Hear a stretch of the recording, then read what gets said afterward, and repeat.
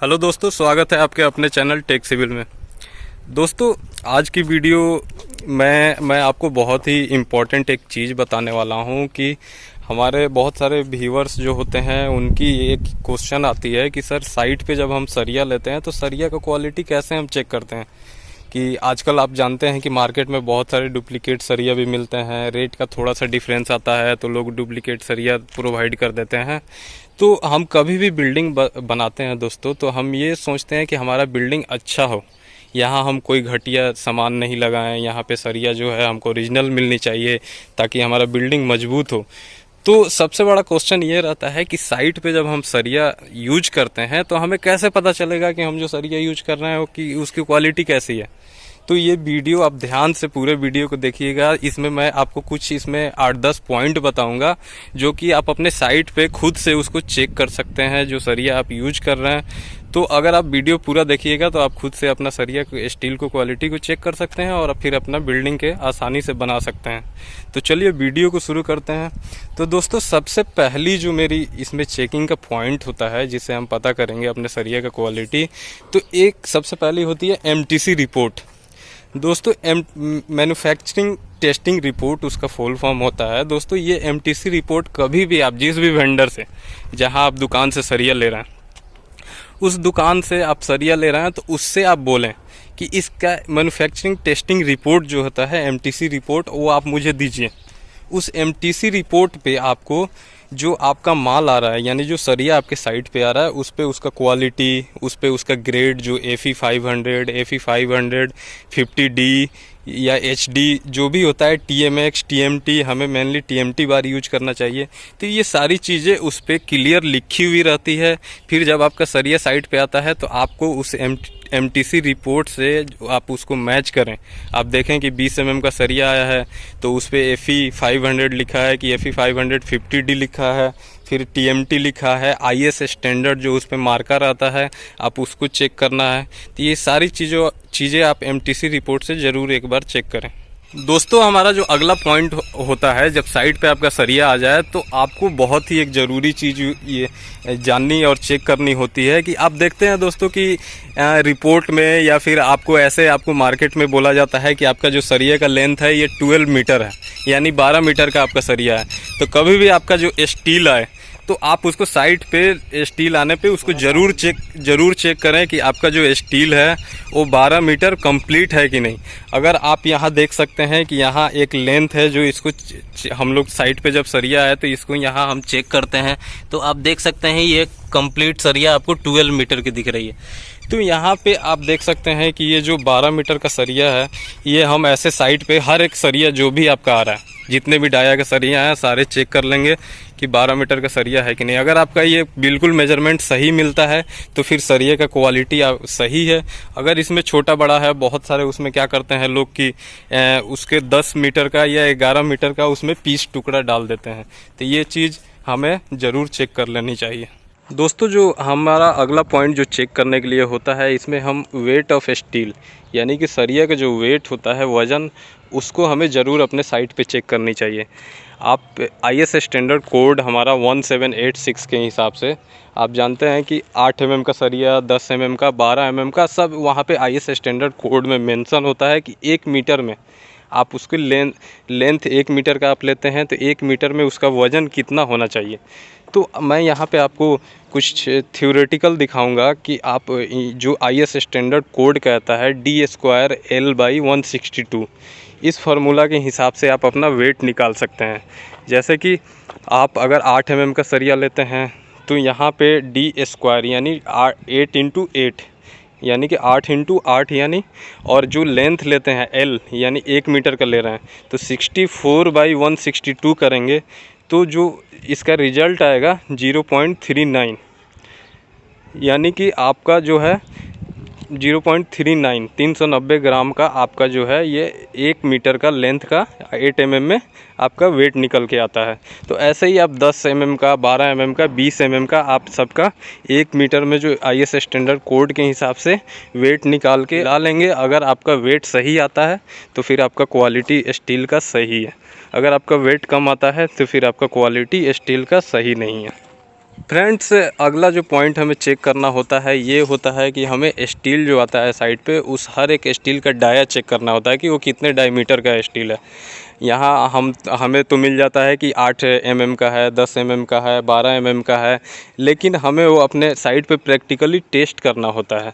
उसमें क्या होता है कि बहुत सारा सरिया वाले क्या करते हैं कि आपने ऑर्डर किया 20 mm का सरिया चाहिए, जब आप सरिया आपके साइड पे आता है तो वो 19 mm का मिल जाता है, 18 mm का मिल जाता है। तो फिर वो बहुत बड़ा फ़र्क आ जाता है आपके कंस्ट्रक्शन में, और वो आपके लिए बहुत ही हानिकारक है। तो उस डाया को चेक करने के लिए हम आसानी से उसको अपने साइट पे यहाँ पे चेक कर सकते हैं। अपने प्रैक्टिकल यहाँ देख सकते हैं, ये जैसे हाँ आप यहाँ देख सकते हैं कि मैं 16 mm का यहाँ पे एक स्टील ये ले रहा हूँ। आप यहाँ देखेंगे ये 16 mm का, ये सब कुछ यहाँ पे आपको दिख रहा होगा। और यहाँ आप यहाँ मेजरमेंट टेप से आप इसके डाया को चेक कर सकते हैं। जब आप इस मेजरमेंट टेप को फोल्ड करेंगे तो आपको जो mm में यहाँ दिख रहा होगा 15 + 1 यानी 16 mm। तो ये पूरा एग्जैक्ट मुझे 16 mm का ये स्टील मिल रहा, यानी कि मेरा डायमीटर इस स्टील का सही है। तो इस हिसाब से हम यहाँ पे जो भी स्टील है, यहाँ आप देख सकते हैं ये 20 mm का यहाँ पे स्टील आपको ये रखा गया है। फिर यहाँ मेजरमेंट टेप से हम इसको जब चेक करेंगे तो अगर हमें ये 20 mm मिल रहा है तो यानी कि ये इस स्टील जो भी है ये सब सही है। अगर आपको कम मिलता है तो आप उसे यूज नहीं करें। दोस्तों, अगला जो इम्पोर्टेंट पॉइंट हमें चेक करना होता है अपने स्टील में, वो बहुत ही इम्पोर्टेंट आपके लिए पॉइंट है। आप अपने साइट पे सरिया का एक बेंड टेस्ट आपको ज़रूर करना होता है। बेंड टेस्ट मेरा कहने का मतलब ये होता है कि कोई भी सरिया आप ले लें, किसी भी ग्रेड का या किसी भी डाया का, सॉरी, तो 8 mm का ले लें, 10 mm का ले लें। तो फ्रेंड्स, यहाँ आप देख सकते हैं कि ये हमने एक 8 mm का स्टील लिया हुआ है। 8 mm के स्टील को हमने पूरी 135 डिग्री पे बेंड कर दिया है। आप यहाँ देख सकते हैं कि 135 डिग्री पे इसको बेंड किया गया है। अब जब आप इसको 135 डिग्री पे आप देख सकते हैं, जब आप इसको बेंड करेंगे तो बेंड करके फिर आपको दोबारा से इसे सीधा करना है। जब आप सीधा करेंगे तो आप देखेंगे कि यहाँ जो इसका मिड सेंटर है, यहाँ पे आपको कोई क्रैक नहीं आनी चाहिए। अगर यहाँ पे आपको कोई क्रैक आ जाता है तो फिर सरिया की जो क्वालिटी है ये सही नहीं है, यहाँ आपको कोई क्रैक नहीं मिलना चाहिए। तो आप अपने साइट पे एक बार बेंड टेस्ट ज़रूर करें। बहुत सारे साइटों पे बेंड ड्रिल मशीन होती है, बेंड ड्रिल मशीन से भी आप अपना बेंड टेस्ट 135 डिग्री पे उसको बेंड करके देख सकते हैं। पॉइंट जो हमारा आता है हमारा स्टील का क्वालिटी चेक करने में, वो रिबेंड टेस्ट होता है। रिबेंड टेस्ट जो है ये भी बहुत इंपॉर्टेंट चीज़ होता है। रिबेंड टेस्ट में दोस्तों करना ये होता है आपको कि कोई भी डाया का आप सरिया लेते हैं, पहली बात कि उसको आप 135 डिग्री पे उसको बेंड करेंगे। बेंड करने के बाद उसको 100 डिग्री सेंटीग्रेड यानी कि गर्म पानी में उबलते हुए बॉयल वाटर में आपको उसे 30 मिनट तक बॉयल करना होता है। जब आप उसको 30 मिनट बॉयल करेंगे तो 30 मिनट बॉयल करने के बाद फिर आपको उसे बाहर निकालना है। बाहर निकाल के फिर आपको 30 मिनट तक उसे ठंडा करना होता है। 30 मिनट तक वो ठंडा हो जाए तो फिर आपको उसे 157.5 डिग्री यानी 157.5 डिग्री पे उसे फिर से इसको बेंड करना होता है। जब आप इसको उतना पे बेंड करेंगे तो फिर उसमें देखना है कि कोई सरिये में उसमें तो कोई क्रैक तो नहीं आ रहा है या फिर कोई रिपचोर तो नहीं आ रहा है। तो ये चीज़ें ज़रूर आपको एक बार टेस्ट कर लेनी चाहिए। दोस्तों, अगला पॉइंट जो हमारा सरिया स्टील जो होता है वो चेकिंग करना चाहिए हमारे साइट पे कि आप यहाँ अपना जो भी स्टील मंगाते हैं, सबसे पहले आप ये देखें कि आपका जो स्टील का जो कलर है वो आपका ब्लैकिश कलर है या नहीं, यानी कि स्टील ग्रे कलर जिसको बोलते हैं, ग्रे कलर बिल्कुल होना चाहिए। तो आपका कलर से बहुत इफ़ेक्ट पड़ता है आपके स्टील पे। आप देख सकते हैं यहाँ पे कुछ यहाँ पे मिक्स स्टील आ गया है। आप यहाँ देखेंगे तो आप यहाँ देख रहे हैं कि ये स्टील में क्रोजन यहाँ पे आपको दिख रहा होगा। ये येलो कलर का स्टील यहाँ पे आ गया है। तो ये अगर आपके पास पुराने स्टॉक उनके पास रहते हैं या स्टील जो क्रोजन है जो येलो कलर के हो जाते हैं, तो ये स्टील जो है ये आपको नहीं लेना चाहिए। ये स्टील आपको बिल्कुल भी यूज नहीं करें।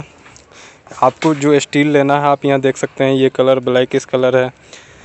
दूसरी बात कि दोस्तों स्टील में आप जो यहाँ देख रहे हैं कि आप जो इसके रिब्स होते हैं, यहाँ आप देख सकते हैं ये सारी सरिये में आपका प्रॉपर ये रिब्स दिए गए हैं कि नहीं।